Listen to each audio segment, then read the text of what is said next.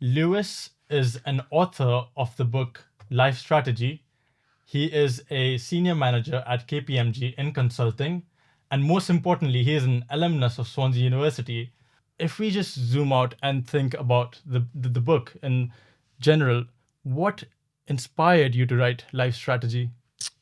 So it started off that when I was a graduate, I started writing down all the kind of leadership traits that I learned. I also love like self-development books. So Rich Dad, Poor Dad, oh God, Dale Carnegie, How to Win Friends and Influence People, all of those books I was really into. And then I started writing and I just didn't have any structure because you're getting all this information from all these self-help sort of authors.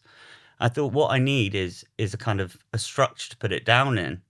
Now I was working in transformation at the time, and you have a very structured way in which you transform a business. You look at their values, their vision, their strategy, and their operating model. I thought that's kind of how you can do it for people as well. People have values. They could set themselves a kind of 10-year vision. Strategic objectives are basically how a company would function. So, say Amazon, it's like their distribution channels or the review user reviews. It's how it operates, how it pushes things out. Similar to strategic objectives for people would be like your health and fitness, your relationships, your work life, and all of these things have to balance to make a strategy. So I kind of linked the business transformation principles to how a person could develop themselves and kind of drive towards goals as well. Just to lighten things up a little bit, I have a couple of memes for you Okay. to review. It's nothing too direct, Okay. mostly general. But yeah, just take it with a pinch of salt. All right. What do you feel about it? The first one, just to kind of show it to the listeners and viewers. Do you remember your first project and your first client interaction? Do you relate to it a bit? So I found, well, especially as I'm managing graduates at the moment, and at the beginning, coming in and saying you're a consultant. So what are our consultants meant to do? They're supposed to advise people on their business, how to change things. And as a graduate, obviously you've just come out of university. So how can you advise someone that's been in the company 20 years how to change their business? And I think you get a huge amount of imposter syndrome at the very beginning. And then you realize what you're doing is you're solving a problem together. You're working with the client. Look, they're going to know nuances about their businesses that we would never know if we'd worked there for a longer period of time. And so I think it's coming to the terms with the fact that you're working together. But I completely relate to this. It's that panic of, hang on, I'm in the room. I'm supposed to be the expert consulting the business. But in reality, you should flip that and say, look, we're solving this business problem together, and I'm going to need your input. I can create the structure and the frameworks, and we can go through the process of a business transformation, but you're not going to be working in a silo. There's no way that the consultants could all replace the people working there because you need that background knowledge. And I think once you come to terms with that, you can kind of move on. Yeah, I think just to summarize what you said in my head, maybe it is fair to say that although consultants are like surgeons or doctors for a business, everyone starts as a trainee doctor and trainee surgeon. Yeah. So you experience it exactly. And I guess the more experience you get, but equally, no business problem is exactly the same. And so you've got to honor that for a client. Like each of their business is different. Each of their strategy and direction is different. What they're trying to do is completely different. So it's more working collaboratively. I think that's the important part. But definitely, I'm sure a lot of the graduates would relate to that as well. Of course. Which one would you like to pick? Horizontal, vertical? Go on. Let's have Horizontal. Okay, let's look at that. Now, just for the audience.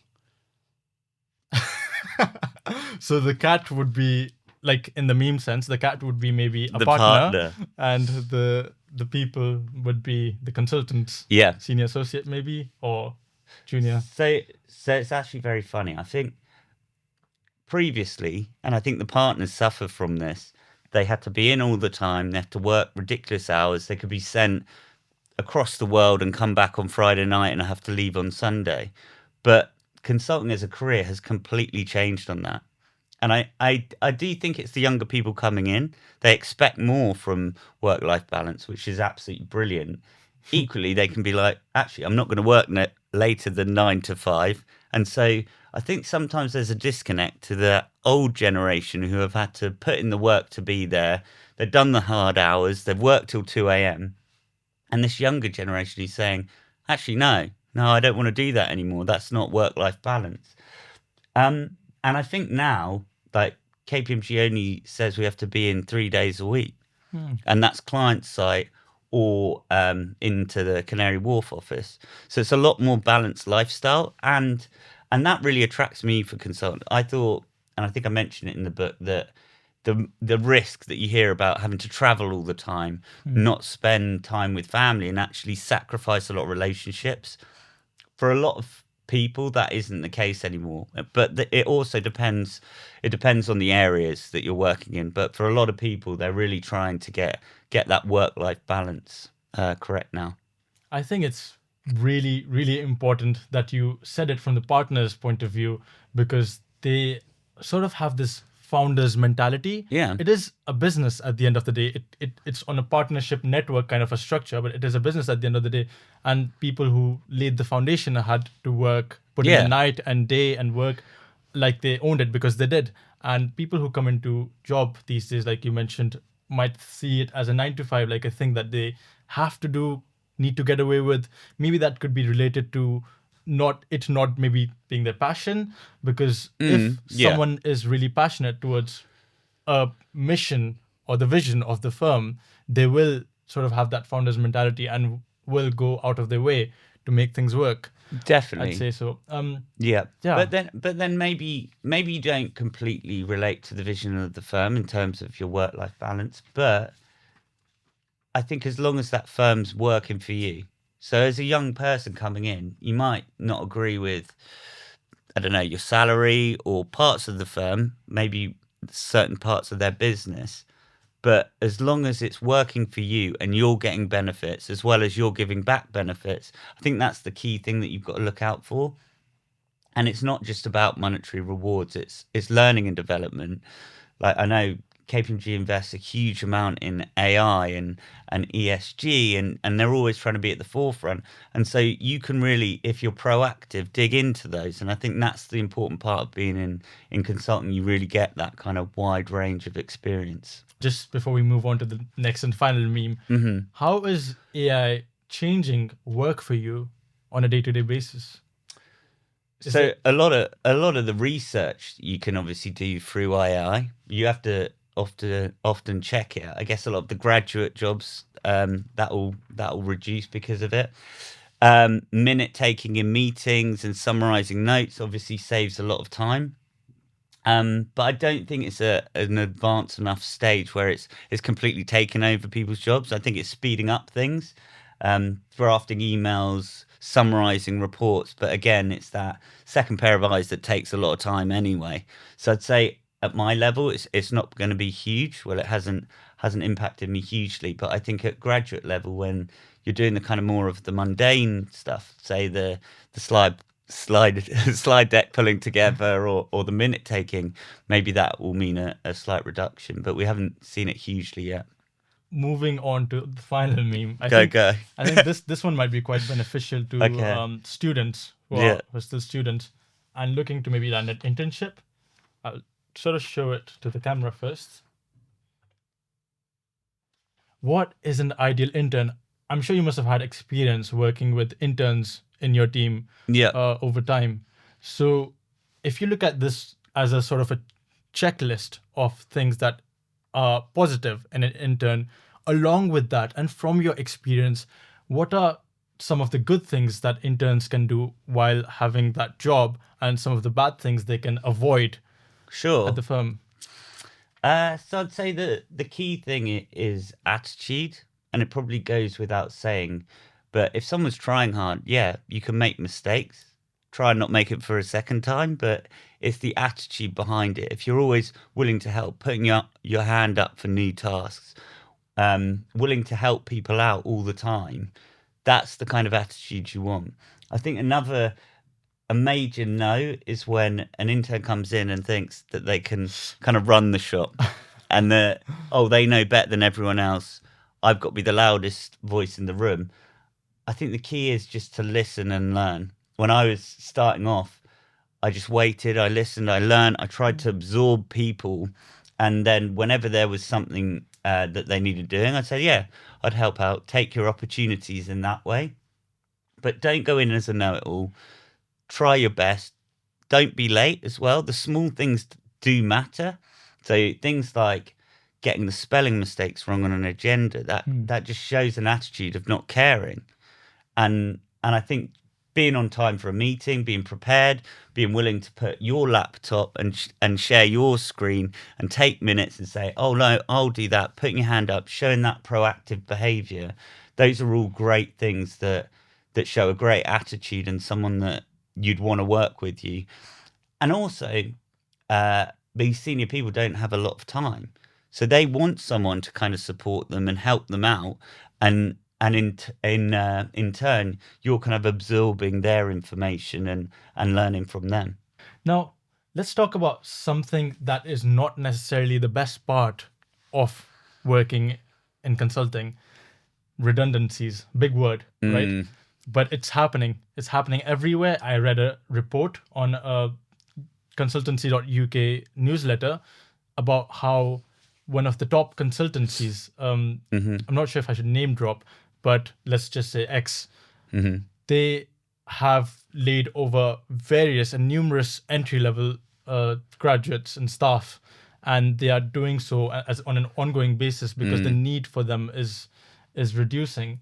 So how does one deal with redundancy? Like, how do you avoid it? And Definitely. Well, to be honest, I don't think you can avoid it because it is obviously dependent on supply and demand. I think you've got to remember that it is a huge corporate, it is a huge business, and a lot of people might go into a company like that. Like there's 100,000 people at KPMG, and think that it's all kind of flowers and rainbows, but it's not. They've got to earn money. They want to make their shareholders happy. They need investment. They want to invest in AI. They want to invest in all of these technologies. And so as a person, I think the way you get through that is making the company work for you, making sure that you're getting the learning and development opportunities, rising in your career, and they're kind of giving your needs as much as you're giving out to them. But obviously it's a horrible environment to be in when there are some redundancies, but equally it can be just as exciting when it's a growing area of the business and you're employing more people and you're saying, look, this is a new market that we're going into. So I guess it's peaks and troughs. yeah, that's very interesting. I like how you brought in this perspective of when a business is growing into a new avenue. So while there are redundancies, there are newer jobs being created. For example, in AI, since it's an emerging technology, Yep. and therefore it needs for people to be reskilled and upskilled in different directions. I think there was a really interesting quote I also read somewhere. It was that most of the jobs that there will be in 2030, for example, don't exist yet, right? So the importance of gaining that experience at the firm that you're at, so that you also have something to offer to the next place when you sort of find it, since you can't avoid it. Yeah, no, definitely. And I guess that's why everyone, or the biggest CEOs, are always reading constantly and developing their knowledge, because you can't just wait. You can't just stay stagnant or you'll get left behind. It's all about developing, looking at new industry trends. The function I'm working for at the moment, we're in insurance, and they're looking to expand to wealth and pensions, and that's starting to boom at the moment, and they're starting to employ new people, and that's an exciting time. And that's not even new technology, it's a new market that they're trying to address. So yeah. Then would you say that students listening to this should start upskilling themselves in particular areas, start familiarizing themselves with, let's say, even AI, right? They should start doing maybe courses. And do you think that sort of behavior will make them stand out in job applications? 100%. And I guess there's so many courses, aren't there, on the internet, and there's so many courses that you can do at Swansea University. The trick is knowing of what direction you're going to. So say if KPMG's investing in AI or investing in certain areas, yes, it makes sense to upskill yourself in those areas if you're applying for KPMG. But if there's another avenue that you want to explore, you just need to be clear on the direction or the career path and think about what's changing in that industry. And so you can tailor yourself and your learning towards that.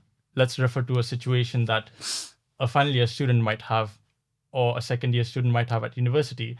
They might want to get an internship at a certain company in a certain industry, or they might want to land a graduate role at a certain place.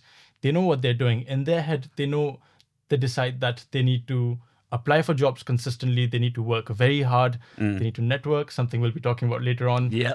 But is it important that they write all of it down to track it, and why? Well, I personally think it is, because a lot of people say, let's take it back. So if we're looking at a vision, you can be in a pub with someone and they'll talk about like their long-term brilliant ideas, or this is what I want to achieve in future. But without an action plan, they'll never achieve it. And similarly to, oh, I want to get a really top job in finance. Well, what does that actually take? How many applications do you go through? Can you realistically do that in your week? You might be studying at the same time. So saying, I'm going to do 50 applications a week doesn't work. So tracking a goal to say, oh, I'm going to do 2 applications from 8 a.m. to 9 a.m. Like, that's a reasonable goal to set. And I think people often fail because their goals and vision are too large. Whereas if you can break it into smaller pieces, it's a lot more manageable. I was recording the Audible for this book, and I was like, right, I need to fit it into a week, and I also have my job, obviously, that I'm doing at the same time. Not during the same day. I do that before or after after work, just to clarify. But I managed to cut it down into chunks. Look, I reckon it's going to take 8 hours to record, edit, and you can cut it into manageable chunks. And I think that's the important part, isn't it? It's cutting it down and then tracking when you're completing it.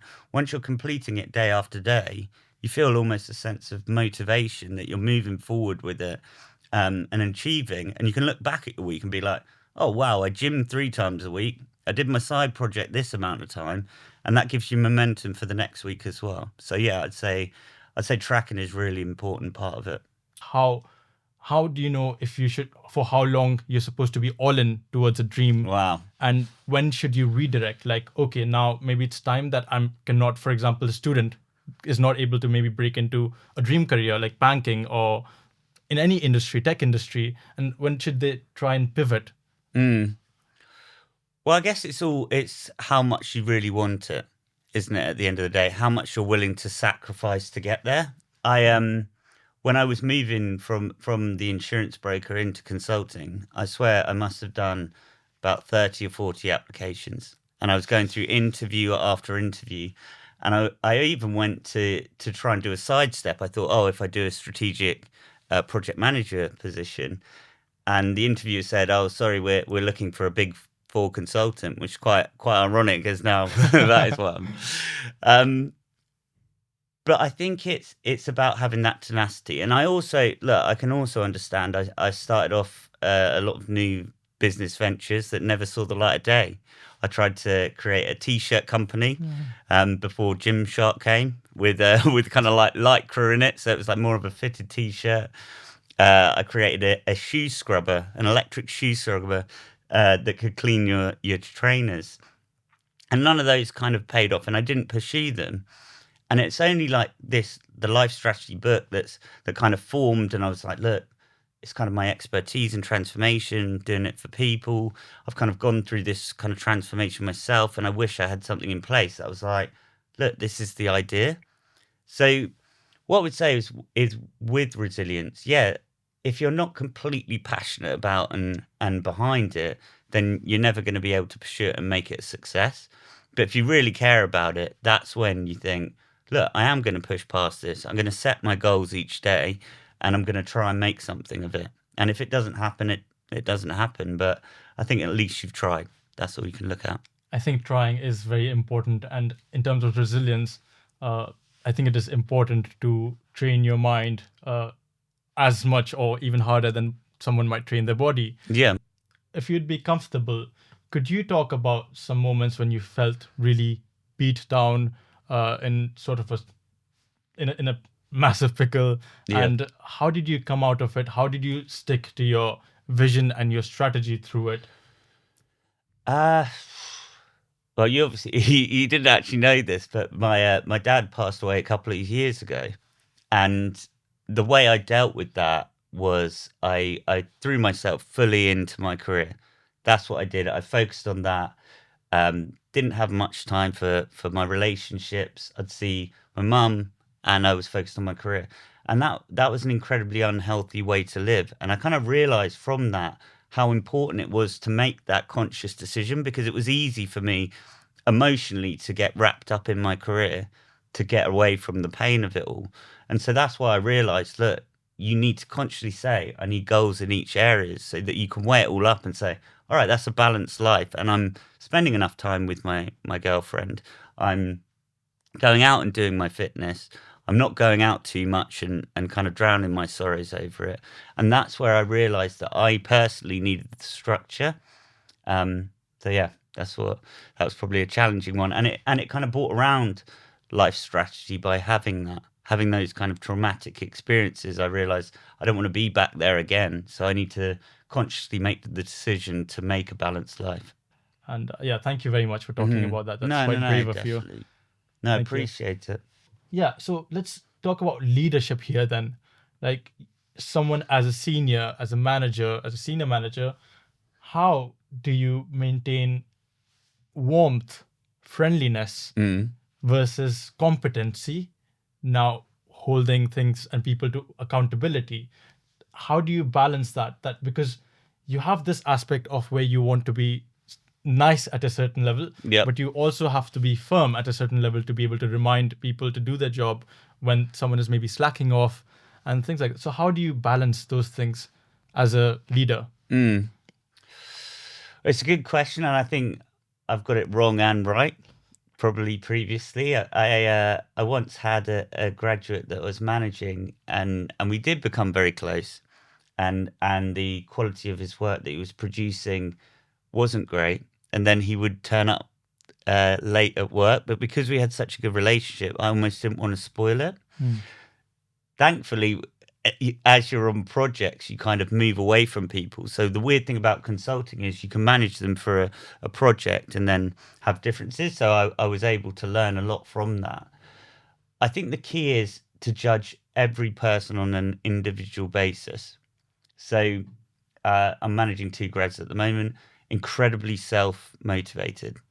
And I try and lead by examples. I try and take my opportunities in my career, and I network with the right people, and work as hard as I can, and not see it as a 9 to 5. Sometimes you have to work longer. That's the behaviours I role model, and they both replicate that. So I've got an easy ride. Easy, but equally, if you're dealing with someone that does need a little bit of more pressure, if they do need a bit more oversight, maybe they might be a touch on the lazy side. This is just different personality traits. It's about finding what motivates them. And so me just leaving someone independently wouldn't work with a person like that. Sometimes they do need more oversight. So I think as a leader, I guess, I've obviously rambled a little bit around the question, but it's judging each person individually and motivating to the style that would work for them. Well, thank you. Of course, I wouldn't take it as rambling since it is a more conversational based Yeah, interview, yeah, the podcast. It's yeah, absolutely fine. The more information I can get out of you, the merrier for me and the audience. for sure, for That's sure. that's really good. Maybe we could break it down into 2 separate questions, but Hmm. maybe an example of a sacrifice and an example of when you learned that being humble is important. Sure. Thinking about, I guess, my career journey, there was a moment when I was moving from the insurance broker, and there was a project manager position open as well, and I'd got thankfully got that position and the KPMG position. Now the project manager position was 30 grand more, And my dad at the time was saying, and it was a huge amount of money for me at the time, and my dad was saying, look, go for that, don't be silly. And I looked at it and I thought, do you know what? 3 years down the line, am I going to be in the same position? What opportunities are going to be available to me? Actually, I can see more prospects working for a consultant and moving from that. And so I guess in my career, it was important to have that long-term attitude. And so I knew what I was sacrificing. I chose to sacrifice because I had the long-term attitude. If I was doing that as a day-to-day, two on a bit of paper, which would I choose? I'd obviously go for that higher salary one.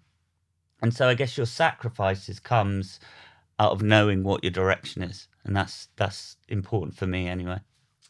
Well, since you are working in consulting at the moment, I'm sure a lot of our viewers would love to know and ask you, what does your day-to-day look like? Well, it depends on the client project that you're working on, but as a consultant, I'd say that you have three facets to your job. So you have your client work. So you're trying to solve a client problem. Quite often you'll be on client site. You'll be working through that with them, and there'll be a start and finish to that. You'll also have proposition work. So proposition is basically like a product that you'd sell to the market. So this could be an AI transformation for a claims function, or an ESG product. So you're developing those, trying to make market leading change. The last facet, we call it the people pillar. And so each consultant will be judged on those three facets. The people pillar is basically looking after your team in-house, maybe arranging the Christmas party, socials, team events. And the brilliant thing about consulting is by having these three facets and judging you across those, it makes sure that all elements rise. Rather than someone just caring about their client work, they can't afford to do that. They have to develop propositions and also look after KPMG as a business. Let's talk about work-life balance and what that means for people's relationship or dating life. Again, we've mentioned this quite a few times. People are in a go. In today's world, they're so ambitious. You also talk about in your book how less and less people are looking into dating and relationships and are being more individual in life. So how do you navigate that? How do you tell yourself that, okay, this is a personal life that you need to address as well? And just before you do that, there's this really interesting quote that your book reminded me of when reading the relationship part. It was that meet your partner where you'd like to be, right? By Dolly Alderton from Everything I Know About Love. It's really interesting, especially because one example you gave in your book was about a friend from university, how they found their partner through an event and how you found your partner at work, which kind of then resonates with the quote. So how does one go navigating around balancing that work with relationship? It's a big question, and I'm sure if my partner's watching it, she'll say, look, we haven't got the perfect relationship, but it takes work. I think that you have to have goals within your relationship. That's a priority, to spend time with each other, to put down your mobile phones and focus on each other, and also having regular date nights. I think the key in a good relationship, and I'm not the gospel on this, but keeping your own purpose, having your own direction and needs. I think a lot of the time people can become so absorbed with the other person, they almost lose the sense of identity, which they think that they're helping the other person by being subservient and offering them everything and trying to provide to them. But actually by losing their purpose, they become less attractive as a person. I guess you could call it a kind of neediness. So when you're going for dates and going for relationships, I think it's always making sure you keep to yourself, keep true to yourself, having your sense of purpose, and people will be more attracted by that. Don't put all your eggs in one basket, I need this date to go well, because you're immediately going to fail like that. I think the importance is being true to yourself and having your own direction, and then hopefully love will happen to you. That's really good. Maybe for people who haven't even started dating yet. To find. So to find, what is the importance of finding common values and ambition in a partner? Well, this is just my opinion, but I think dating apps and judging people on a 2D photo with a small bio, I don't think that is the best way to find someone that you like. I think the best way would be to, as you said, common interests, going to same hobbies. You might be really into cycling, but joining a cycling club or a running club. Or I met my partner, as you said, at work, and you have that common interest straight away, and you're building up that friendship before you're going straight in. I think some of the issues with online dating is you almost lose that excitement and the romance of it to begin with. You already know why you're sat opposite each other because you fancied that picture that you've seen on an app. And I think people abuse that kind of human interaction. I think people, if you hadn't met them on an app, they'd be a lot more respectful. They wouldn't be suddenly willing to just ghost someone or not speak to them again. And I think that kind of technology separation almost dehumanizes the interaction, which is, I think, is a big issue. So I guess in summary, it's meeting people where you have common ground, common interest, and I think that's where you're going to be most prosperous, and there's going to be most respect there as well. Absolutely agree. Coming back to your book, since we're coming to the end of this, I think it was incredible. Thank you very much. I had the pleasure of reading it before probably anyone, because Yeah, you it did. was in the form of a manuscript. That's really good. I enjoyed reading it. Now, it does beg the question, right? There are so many books out there from big names, right? Robert Kiyosaki, one of the books you mentioned, Rich Dad, Poor Dad, and Yeah, yeah. various books that you quote in your book. Now, why should a young adult read your book over so many others that there are? Well, to be honest, you should read them all. True. But what I would say is the difference with my book is it creates the structure. So I was given so much of that information, Atomic Habits, as you said, like Rich Dad Poor Dad, all these kind of self-development books, but they cover one area. Now, I think lifestrategy.ai and the book, it creates that structure of identifying your values, your vision, your objectives, and one of your objectives is like wealth, and then your processes and systems are like your habits and your mindset. And I think it links it all within a framework that you can actually use day to day. Some of these things, especially like the health and fitness industry, you'd have no time in the day if you followed everything.